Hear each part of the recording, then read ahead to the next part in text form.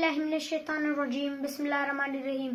درنو خوږو قدرمنو مینوالو او خوږو ماشومانو، السلام علیکم ورحمت الله وبرکاته.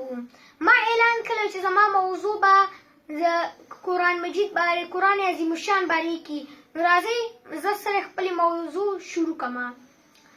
یو استاد صنف ته راشي او هغه سره سلام واچي، نو ټول شاګردان هم پاسې ورته سلام واچي، وایي السلام علیکم استاد جانه.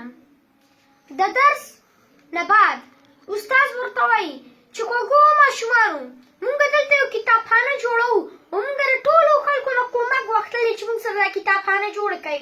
نو تاسو کتابونه راوړئ تر څو یې موږ کیږو او چې دا ټول میندې او پلاران دلته راشي دا کتابونه ووایي او د دې نه عبرت والي.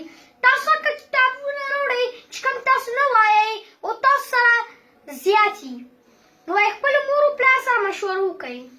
ټول ماشومان په یو اواز کې ووایي ټیک دی استاد جانه، دا موږ به وکړو. سبا باندې چې استاد صنف ته راشي او ورته ووایي ګرانو ماشومانو، ما تاسو ته یو خبره کړې وه، څه تاسو ته خبره یاد ده؟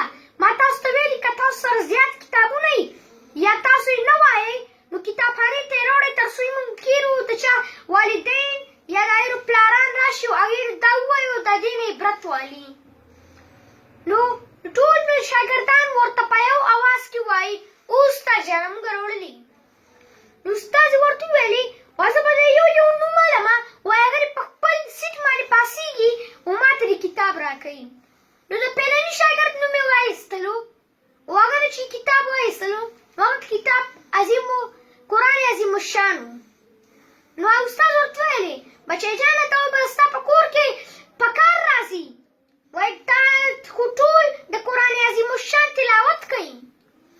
نو شاګرد ورته په جواب کې وایي استاده دا زموږ په کور کې قرآن دی، څوک یې نه وایي، بس ما راوایستل چې کتابخانې ته یې راوړم او څوک یې ووایي چې د دې نه عبرت والي. د دویم شاګرد نوم یې وایستو، هغه هم قرآن عظیم الشان راوړلی او د درې شاګردانو نوم یې بیا وایستلو، هغې هم قرآن عظیم الشان راوړلی و. نو یو څو منټه نه بعد استاد یې کېناستو او سر یې لاندې کړو، په ژړا شولو. نو شاګردان چې ویلي استاد په ژړا دی، نو شاګردان هم ورسره په ژړا شول. نو استاد چې کله سر بړه کړلو او اوښکې یې صفا کړلې، نو ورته ویلې خوږو ماشومانو ما ولې وژړل؟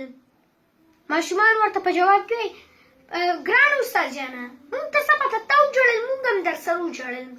استاد ورته وایي وایي بې اتفاقي لاړه، وایي ماشومان د مشرانو خبره نه مني، خلک څه دی ورځ په ورځ زموږ د دین دشمنان بره کېږي، موږ لاندې کېږو، د کورونه برکت ځي.